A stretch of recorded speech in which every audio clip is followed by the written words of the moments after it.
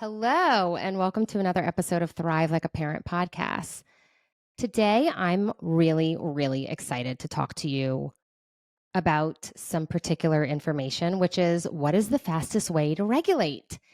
And the reason I'm bringing this up is actually because as I'm going through my modules for Thrive, which is coming up, and you still have time to apply, but there is so much jam-packed information in each one of these modules. But because we're doing two different groups, we're doing Thrive Like a Parent and Thrive Like a Human, I am re-recording these because the program used to be called Thrive Like a Mother. I know, catchy, right? But there's literally one particular slide, no joke, that I'm going to talk about today in an entire podcast. So imagine how much good can be discussed and gone over and learned and brain shifting and pathways and all the goodness. Like imagine what can be in 3 months, right? So at the end of this podcast, think about that again of like, oh my gosh, this was just one slide. This was one nugget. I honestly, I can't say enough good things about it. This is not like a plug for it or a sales tactic.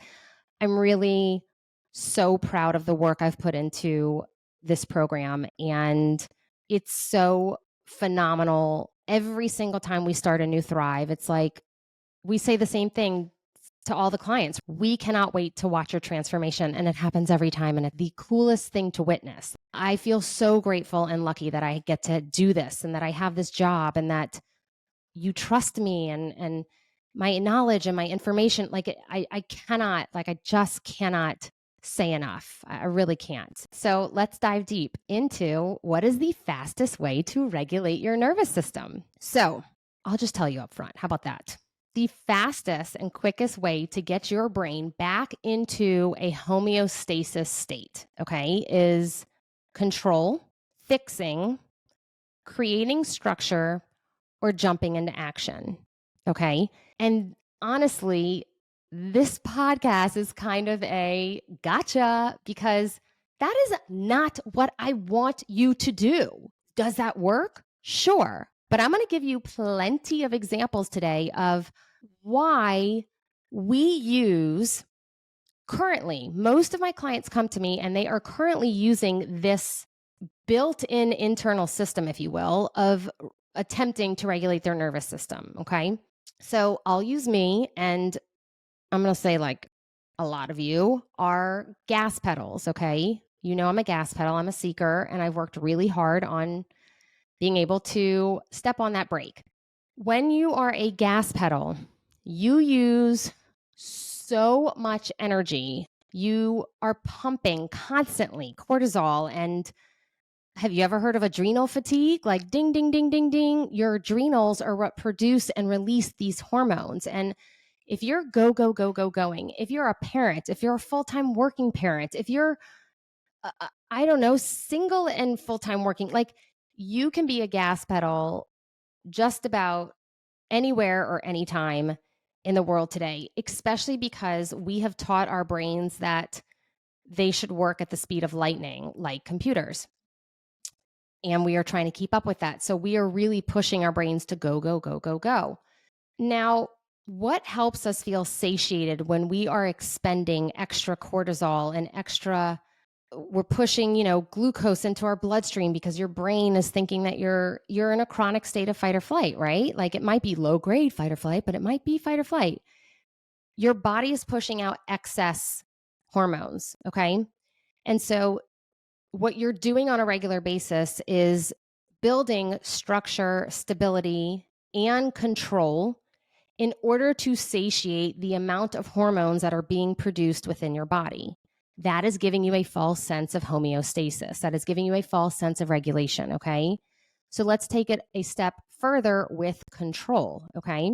What's happening is when we are releasing all of these hormones on a constant or consistent basis, and your body is literally fatigued and burnt out, but you're staying afloat because of that structure, stability, and control. And then something in your world shifts, or the schedule changes, and I'll give you tons of examples of this, but your kid starts crying when you weren't expecting it, or having a meltdown or tantrum in the middle of Target, right? Like it's literally as if your blood is going to boil. It's literally like you are about to have a volcano erupt. That is the best way to describe it. And what happens next is so crucial because either we snap and yell at our kids or scream at our partners, or we blame someone else, or right, the fix, control, we create structure, like we build something, be like, okay, boom, boom, boom, boom, boom, let's go. Like we figure out a way to satiate the discomfort of that lava building up in our system. And that is that increased tension. That is that increase in that fight or flight system, right? It's a little like spike, if you will. Or we jump into action, right? To create a plan or to do all the things. That's again to satiate, right? That's controlling the situation because it feels so wildly uncomfortable. Now, we can literally Jedi mind trick ourselves into beg, borrow, and stealing to do and manipulate and lie to literally, no joke, regulate our nervous system. And you may not even realize you're doing it. Like you literally may not even realize you're doing it. A perfect example of this is, let's say your partner comes in and is frustrated that one of the kids didn't do the chores, okay? And you get frustrated because that's a boundary of like, hey, we're trying to teach them. And your partner's like, basically gives you an excuse or, well, it's my fault and da da da da da, things like that. That is because we are trying to not ruffle feathers because for you, it feels so wildly uncomfortable when, let's say, your partner gets frustrated because you crave structure, stability, and control. And that's you trying to control the situation so that we don't have a dysregulated state or a heightened state within your own nervous system. More examples. When I think I've already shared this story with you in terms of like my journey of life, if you will, but I went to college, graduate school, got my doctorate, got married in March, graduated in May. Oh, we also bought a house in February. I graduated in May. Jonathan graduated in May, and we moved down to New Orleans from St. Louis in June, I believe, and I started a full-time job. I actually had doctoral rotations first, and then I got a job at Children's Hospital from the doctoral rotations. But I didn't understand this information at the time because I was still applying all of this to myself. But every day I would get in the car after work and I would grip that steering wheel and I would be literally in the worst mood because I was in 5 o'clock traffic every day from uptown back out to the burbs of New Orleans. And I don't understand traffic. For my brain, there's like, it just pisses me off. Like it's just like, now I'm fine with it. But back then it was just like, this is an annoyance. This is a frustration. And I would feel this like boiling up. But what it would do is it would last the rest of the evening. So Jonathan just got like angry, pissed off Brooke in the evenings when we first moved to New Orleans. No joke. Jonathan was the one that was like, I think you need to go see someone. So I started seeing a therapist at that time. And we realized that there was just so much transition in my life between getting married and owning a home and going from schooling my entire life to now a job. And there was so much more responsibility and just all the thing and being married. Like there was just so much that I had to work through.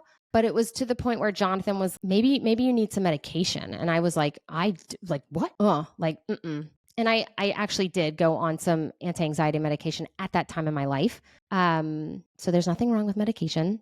But if I had understood all of this information, like if I had understood that my irritability was based off of, and the discomfort and that reaction to the discomfort was my lack of awareness of the regulation system. And if I just paused, taken a breath and regulated in the car, maybe turned on some music or had the awareness to be like, I need to go on a walk when I get home to like get some fresh air and not jump right into like the cooking and the cleaning and the whole shebang, right?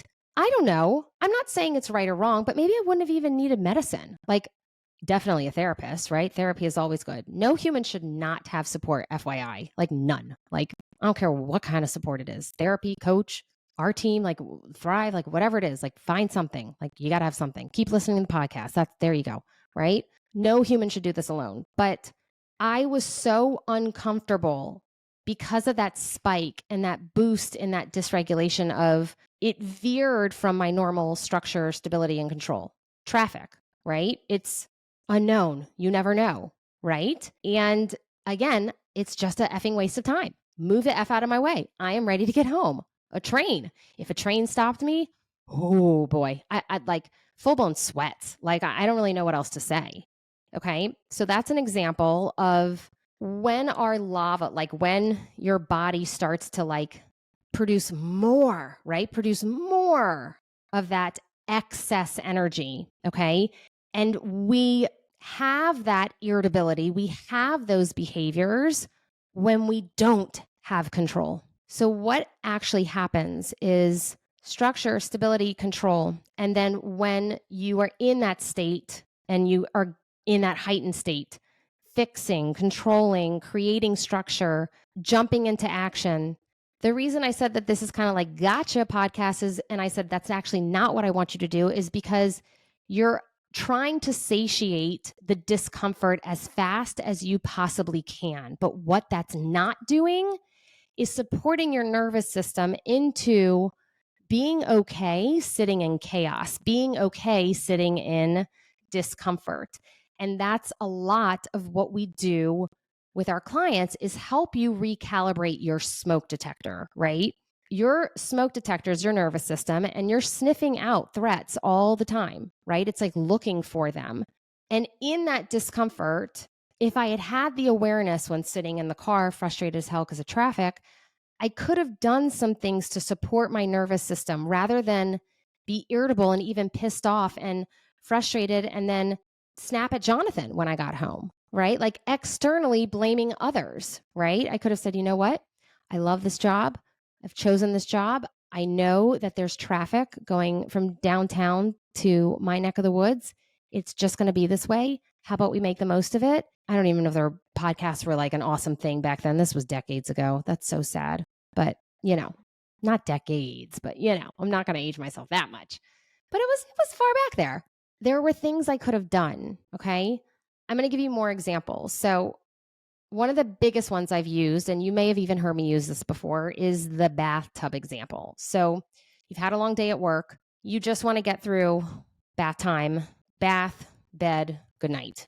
And your kids are young, okay? Even if they're older and they're like goofing off and making noises and like maybe splashing water out of the tub, and you are just so frustrated because you crave structure, stability, and control for your nervous system. But your child, just simply being a child, being mesmerized by water, like literally just freaking water and like splashing around in water. That's it. That is enough to trigger your nervous system into a heightened, even higher heightened state, because that is not the routine that you scheduled for that evening. In your mind, it was dinner, bath, bed, silence. Simple, no fuss, no muss, in and out, let's get this shit done. And now you've got water being splashed out of the tub and your kids are swirling around and they are loving it. It's like as if they're at a water park. It's crazy, right? Now, there's two options here, right? We either control, fix, snap into action, or create structure, right? By most of the time yelling at them to get out the tub and we're done and I've had it and all the things. And then we guilt and shame ourselves that night. And then we say, I should do better. I must do better. Why can't I keep it together for just one day? I suck. Like all the things, right? Or we can recognize, okay, what's going on with me? This is a uncomfortable state, but this is not for my children to fix, right? This is not for me to control. This is what I need to do is support my nervous system in the chaos. What I need to do is ask myself, how do I feel? What do I need? What can you do? You can lower the lights. You can put loops in your ears. I have like a door frame between the toilet and tub. and like where the kids brush their teeth, I would sit on their stool and just like be like, yeah, like I could still see them. They didn't drown, but it was something I needed for me because it was really loud in there and I was done for the evening many, many times. And that example that I give so often comes from obviously personal experience, but it's one that so many are like, I know what you're talking about. Like, yep, right? It is not. Sure, is it a faster way? Like when you're like, get out, like, and you scream. Do your kids like look at you and like, ooh, and like get out and like do the thing? And do they listen? Sure. Sometimes as they get older, they don't. They're like, let's see how far I can take this sucker, right? Ha ha ha ha. But oftentimes they do listen, but that doesn't necessarily mean that that's the route we want to take, because then what's happening is they're going to internalize that and think, oh, I did something wrong. It's okay for you to be at your brink. I didn't say hide it. I didn't say fake it.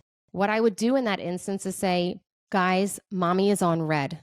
I feel really frustrated. I feel really done for the evening. I love you both. This has nothing to do with you. Mommy has just had a really long day, right?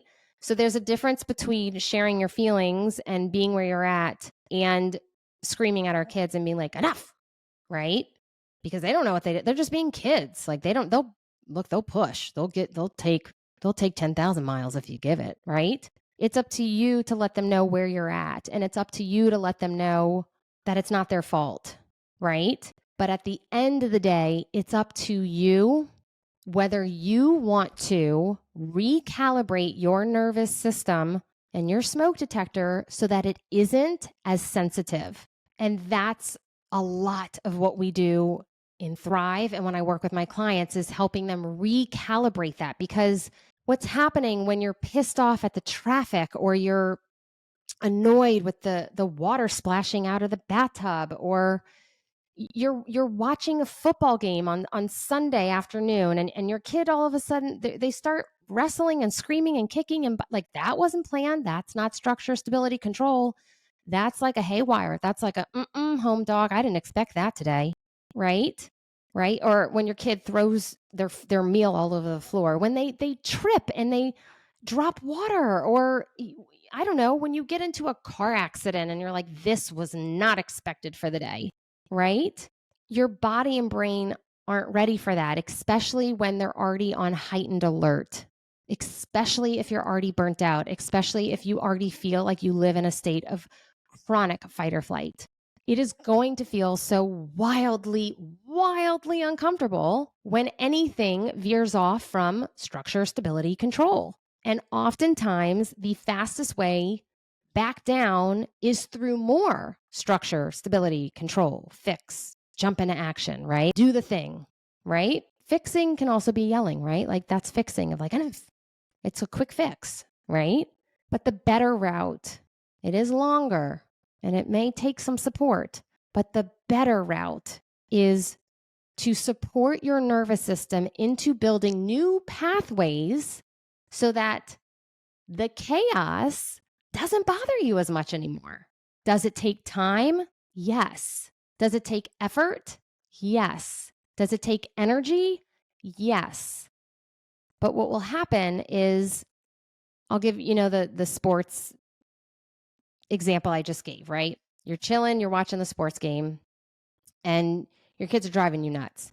What are you going to do? You're either going to snap at your kids and be like, enough, I've had it. Like, stop. Like, because it's so irritating to your nervous system. Like, that is not what your nervous system wanted at that time. Like, no, thank you. Right? Or you can sit there and be like, okay, I'm going to pause. How do I feel? I feel frustrated. I feel annoyed. I feel this. I feel that. What do I need? I need to walk away. I need to turn up the volume. I need to go in a different room. I need to talk to my kids and have them stop. I need, like, what do you need, right? The power of sitting in the discomfort. And I just did like a deep breath, right? Like the power of sitting in the discomfort is like, lava, we're not spewing out today. We're going to stay down in there. And it's teaching your brain, smoke detector, there is no threat. I don't need a fire extinguisher today. And very slowly over time, you'll be able to handle different experiences, different situations. Your brain, it will automatically be able to handle it because you've done the hard work of practicing it. You've done the hard work of saying, I am not in danger. I understand why I'm schwitzing in traffic because it's annoying. You can validate those feelings. Please don't ever shame any feelings you have. They're never silly. They're never broken. If you are listening to this and you're like, I actually don't care about the noise in the background with my kids when I'm watching football. And then some of you are like, but I do care about that freaking traffic. And I do care about this. And I do. That doesn't make you broken. I can't imagine how many times I've said this, but we all have different nervous systems and we all have different calibration systems of what does and doesn't affect us. We all have different triggers, right? This is honestly what this is at the end of the day. It's a trigger. It's a trigger, and then your stress response being activated. And there's 3 phases of the stress response, which is alarm of like, ding, ding, ding. Okay, something's going on.